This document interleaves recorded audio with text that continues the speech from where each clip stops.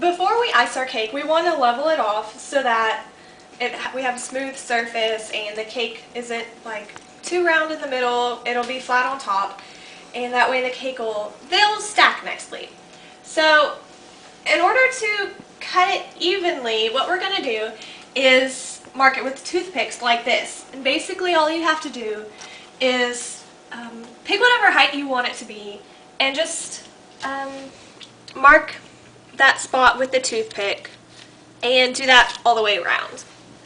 So once you've completed that, basically all you have to do is shave the cake and just rest your knife along the top of the toothpicks like so, and use the sawing back and forth motion and go slowly and just be careful to cut it evenly. And like I said, just rest the knife on top of the toothpicks. Can we stop it now?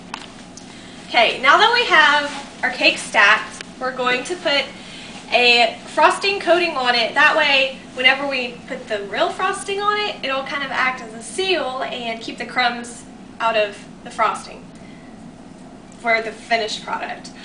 So notice that when I stacked the cake, I put the cut side down, so that way when we put it on the coating, it won't make as big of a mess.